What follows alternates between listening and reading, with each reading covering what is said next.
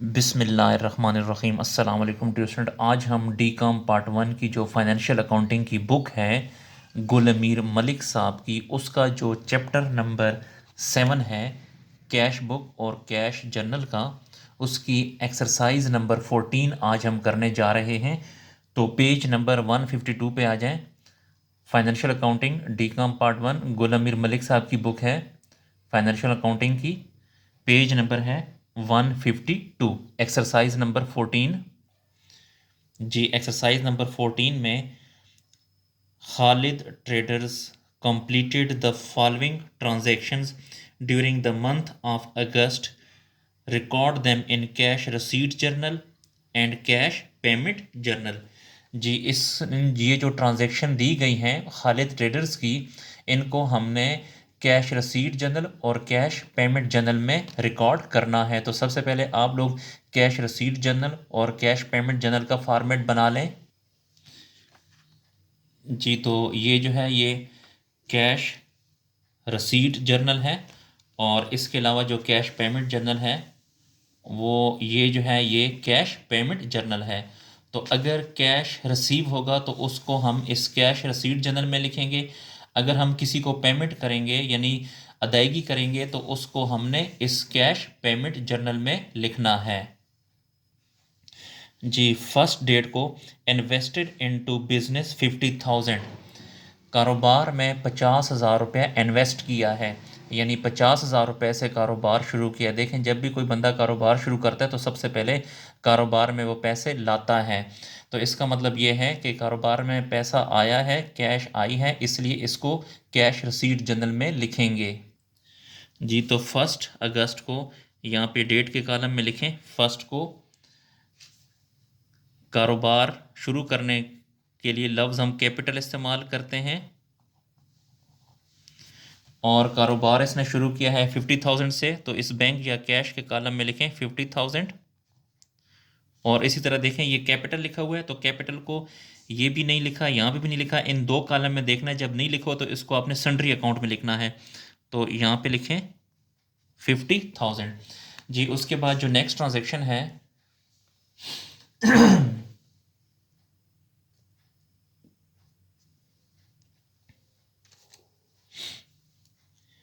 Number 4, purchased machinery for cash 7,000।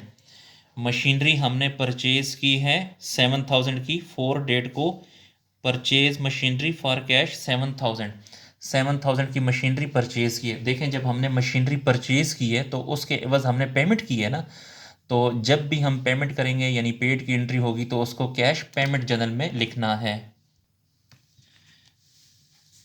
जी ये जो है ये कैश पेमेंट जर्नल है, और डेट है 4।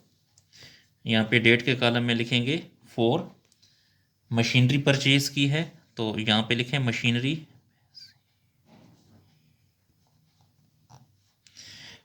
परचेज की है 7,000 की। यहाँ पे बैंक या इस कैश के कॉलम में लिखेंगे 7,000। और देखिए ये मशीनरी यहाँ पे और यहाँ पे नहीं लिखी हुई, तो जब यहाँ पे ना लिखी हो तो आपने सन्ड्री अकाउंट में लिखनी है, तो यहाँ पे लिखें 7,000। जी उसके बाद जो नेक्स्ट ट्रांजेक्शन है 10 डेट को परचेज मर्चेंडाइज फॉर कैश 1,000 की हमने मर्चेंडाइज परचेज की हैं। देखें जब हमने मर्चेंडाइज परचेज की हैं तो उसके एवज हम पेमेंट करते होते हैं, तो चूँकि हमने कैश पे किया है मर्चेंडाइज के एवज, तो इसको भी आपने कैश पेमेंट जर्नल में लिखना है। यानी जब भी परचेज की एंट्री होगी तो आपने कैश पेमेंट जर्नल में लिखना है। जी ये कैश पेमेंट जर्नल है। तो 10 डेट को यहाँ पे डेट के कॉलम में लिखें 10। हमने परचेजेस की है तो यहाँ पे लिखें परचेजेस लिखेंगे। 1,000 की परचेजेस की है तो यहाँ पे लिखें 1,000। अब देखें ये जो लफ्ज़ परचेजेस है ये यहाँ पे लिखा हुआ है, इसलिए इस कॉलम में इसके सामने लिखना है 1,000। जी उसके बाद जो नेक्स्ट ट्रांजेक्शन है 12 डेट को received against bill receivable 4,650 including interest 150। जी 12 तारीख को हमने अमाउंट रिसीव्ड की है, बिल रिसीवेबल की अमाउंट रिसीव्ड हुई है 4,650, जिसमें 150 रुपये इंटरेस्ट भी शामिल है। तो देखें ये रिसीप्ट की एंट्री है, यानी कैश हमारे पास आया है, कैश हमने रिसीव किया, तो इसको आपने कैश रिसीट जनरल में लिखना है जी। तो कैश रिसीव जनरल में आ जाएं जी, ये कैश रिसीव जनरल है और डेट लिखें 12 डेट को, बिल्स रिसीवेबल है,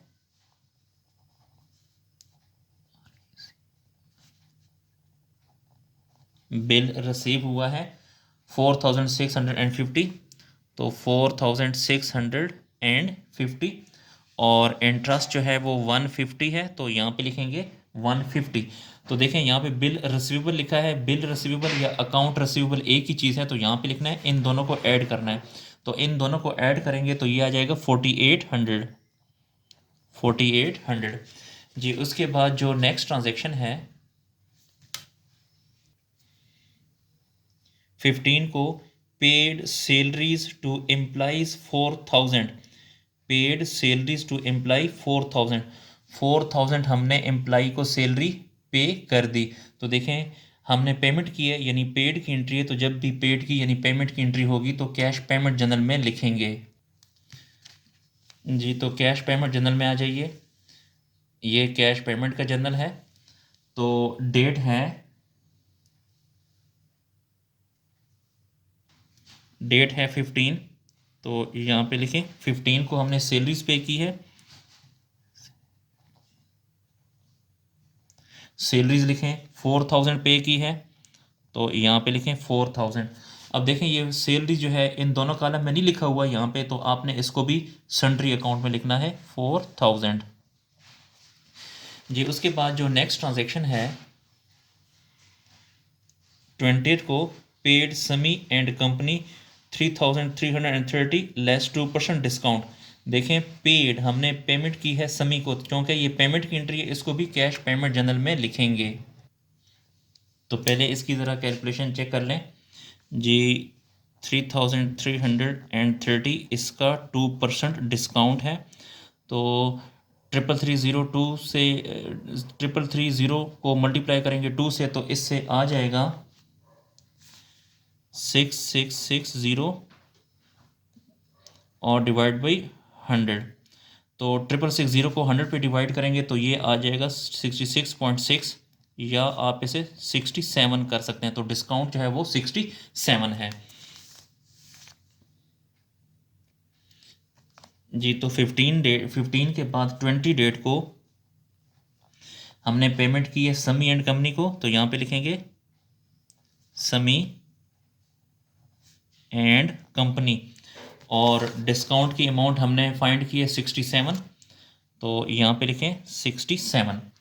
अब आपने 3,330 में से 67 को अगर आप माइनस करें तो ये जी, मैं ट्रांजैक्शन को दोबारा पढ़ता हूँ कि हमने जो डिस्काउंट निकाला है वो 67 है, और जो हमने रिसीव किए अमाउंट वो 3,330 है। तो देखिए मैंने आपसे कहा था जब भी यहाँ पे समी एंड कंपनी यानी नाम होगा तो आपने यहाँ पे लिखना है इन दोनों को ऐड करके।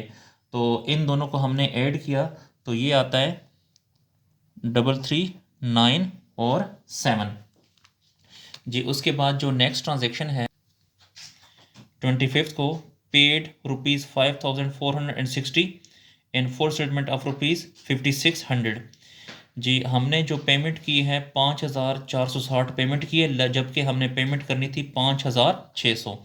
तो 5,600 में से 5,460 को माइनस करें तो 140 रुपये बचता है, ये डिस्काउंट होगा। तो चूँकि इस एंट्री में भी हमने पेमेंट की है तो इसको भी हम कैश पेमेंट जनरल में लिखेंगे। तो डेट है 25 और अकाउंट पेबल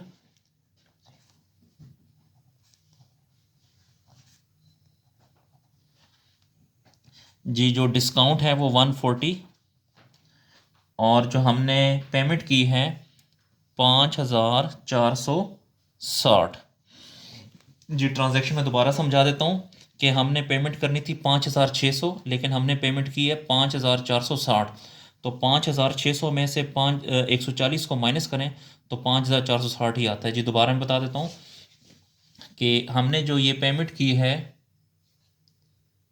देखिए हमने पेमेंट करनी थी 5,600, लेकिन पेमेंट की है 5,460। तो 5,600 में से 4,560 को माइनस करें तो वही 140 रुपये डिस्काउंट आता है। तो यहाँ पे देखें अकाउंट पेबल है, यहाँ पर भी अकाउंट पेबल लिखा हुआ है, तो इन दोनों को ऐड करेंगे तो यहाँ पे लिख देंगे 5,600।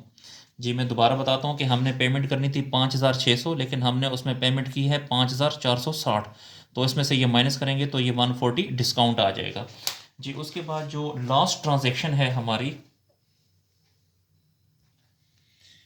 कैश सेल 10,000, 30 तारीख को कैश सेल 10,000। जी हमने सेल की है 10,000, नकद सेल की है। देखें जब हम सेल करते हैं तो कैश हमारे पास आता है, यानी कैश रिसीव होता है। तो जब भी कैश हमारे पास आएगा या जब भी सेल की एंट्री होगी तो उसको आपने कैश रसीट जनरल में लिखना है। जी तो कैश रसीट जनरल में आ जाइए। जी ये है कैश रसीट जर्नल, इसमें ट्रांजैक्शन करते हैं 30 तारीख को। तो यहाँ पे लिखें 30 तारीख को हमने सेल की है और 10,000 रुपीज़ रसीव हुआ है। देखें ये सेल है तो सेल यहाँ पे लिखा हुआ है, इसलिए इसके सामने यहाँ पे लिखेंगे 10,000। जी डियर स्टूडेंट, हमारी जो ट्रांजैक्शन है वो कंप्लीट हुई। तो अब हम इसका टोटल करते हैं। तो कैलकुलेटर पे प्लस करें जी, 50,000 प्लस 4,650 और प्लस 10,000, तो ये आता है 64,650। ये 150 यहाँ पर आ जाएगा, इसी तरह ये 10,000 यहाँ पे आएगा, ये 4,800 यहाँ पे आ जाएगा और ये 50,000 यहाँ पे आ जाएगा। और यहाँ पे आपने लिखना है टोटल। तो जो कैश रसीट जर्नल है उसका ये टोटल हमने लिख दिया। उसके बाद अब हम जो कैश पेमेंट जर्नल है उसका टोटल करते हैं। जी ये जो है ये कैश पेमेंट जर्नल है, इसका टोटल करते हैं। यहाँ पर भी लिखें टोटल, तो प्लस करें जी 7,000 प्लस 1,000 प्लस 4,000 3,330 5,460। तो इस कॉलम को हमने प्लस किया तो ये आया 20,790।